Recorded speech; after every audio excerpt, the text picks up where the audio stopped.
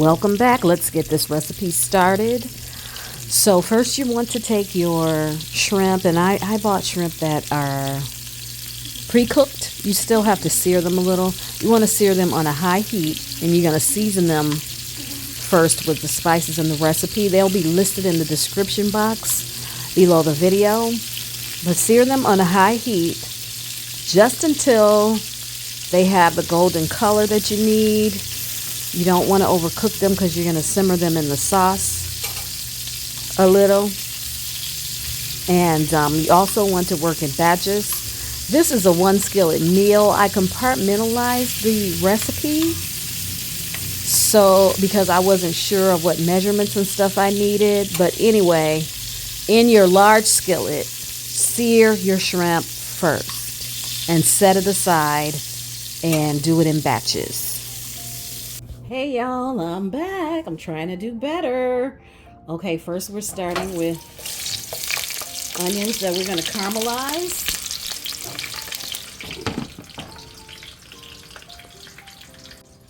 In the meantime, this is going to be a dairy-free, gluten-free, and low-carb recipe. So I've got my coconut cream there, separated from my coconut milk. So I'm taking a little saffron. Ooh, isn't that pretty? And I'm going to drop that in my coconut milk to release the flavors and color. I can put a little bit more. I mean, I don't really have anything else to use this for, so why not? Boop. This is a portion that you do not have to do. You're going to add your spices directly to the onions and garlic, and you won't end up with lumps like I did at the end. The only reason why I added them to this coconut milk first is so that I would have the correct measurements to give to you all. So if you use saffron in this recipe, saffron's optional. You do have to kind of, since the saffron is dried, cook the saffron in the coconut milk first a little bit, but the dried spice, the other spices will be added directly to the onions and garlic after they are sauteed. And so you're going to omit adding the spices to your milk mixture altogether, and therefore you won't have any lumps like I did, and you won't have to strain anything. So we're going to continue with the recipe now. And remember, the full instructions are in the description box below the video. All right, now we're going to add garlic. Boop. I love garlic. I don't know about you. All right, let's let the garlic caramelize, people. I don't know if you can tell, but see how the spices have made the sauce thicken up a little.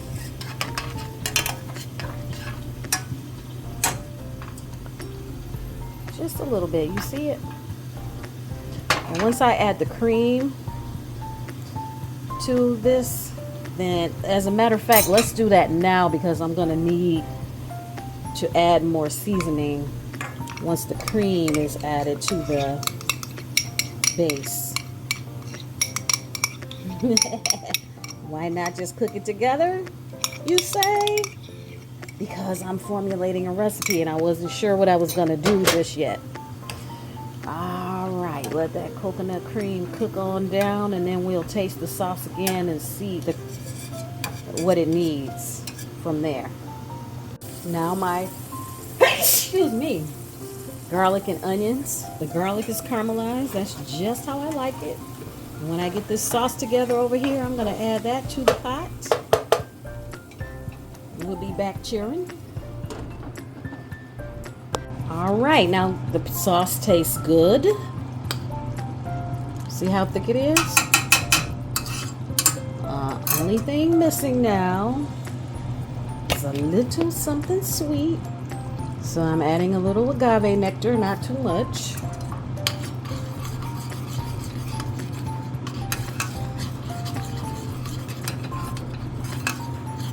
let this cool off. And it's smoothed out pretty good too. No, I think I better put it in the blender, y'all.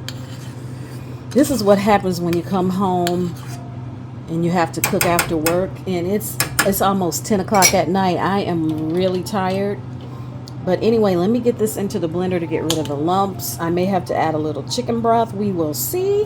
And we're going to see how this recipe turns out. But this is the second recipe in my low carb cooking for the new year, because your girl has to cut back tremendously. I don't know about you all.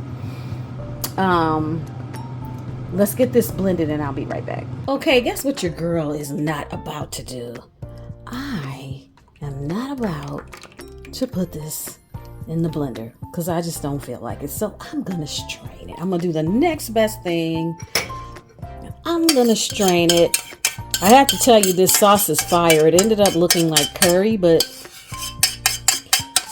the flavors are totally different. So let's push all the sauce through the strainer. And then we're going to proceed to the next portion of this recipe. Oh, see how smooth it is now, baby. I tell you. That's what I tell you. In the kitchen, things happen. However, you can always find a way to fix it. I'll be back. Make sure you follow the instructions in the full recipe that I'm listing in the description box. Again, I was formulating this recipe. I made it up literally on the fly, and you won't have to go through all these steps. This is literally a, one step, one pot, one skillet meal. And the instructions in the description box will be much easier to follow than what I did here in the kitchen at 10:30 at night. Thank you for your support, and we're continuing with the recipe. Next, I'm going to take my konjac noodles, fettuccine, and season them. And I think that's enough salt. The sauce I made has quite the kick to it, so I'm not going to be adding any more of my other spices to this. I just don't want it to be bland. So we're going to toss that salt in there. And you know what I forgot to do?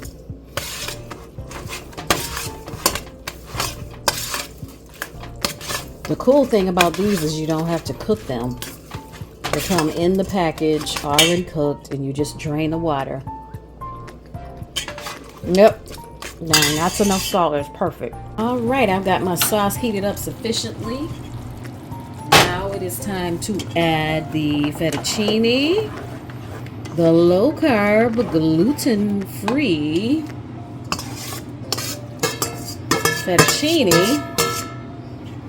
This is my meal prep for the whole week, and I've got spinach I'm going to saute as well, and we're going to, kind of looks like Singapore noodles. What if I made Singapore noodles? I need to find a recipe for, oh, look at that. Doesn't that look good? Ooh wee.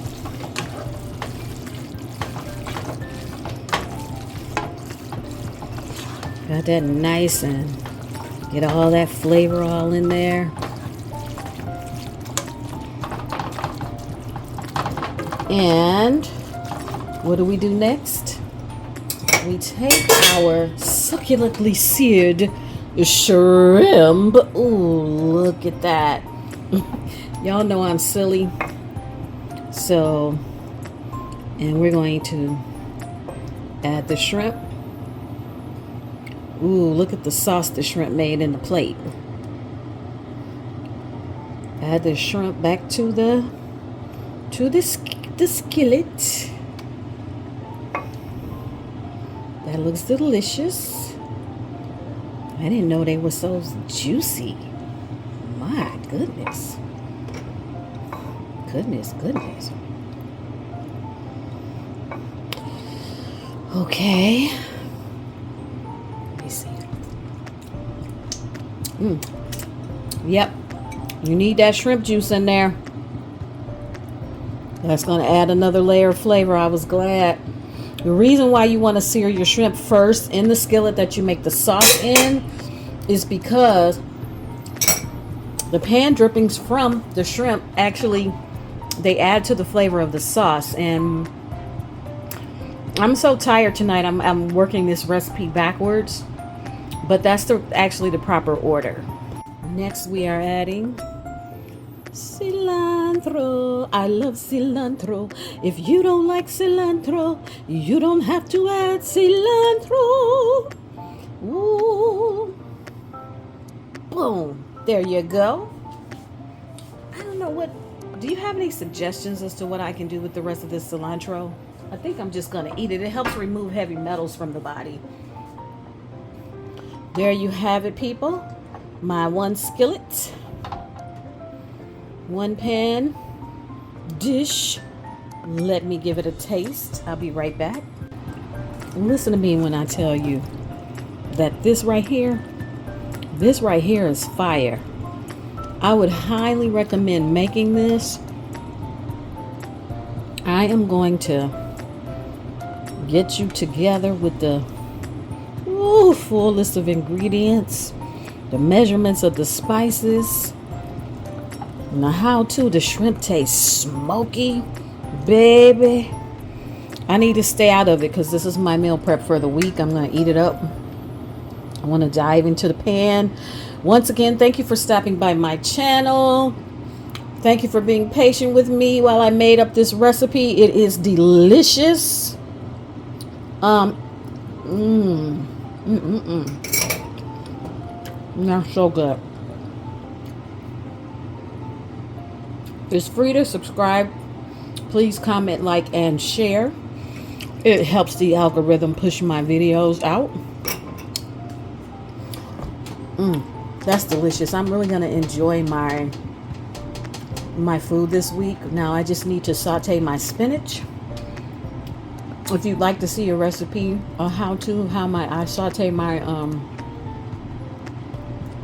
spinach, let me know. And I'll talk to you guys next time.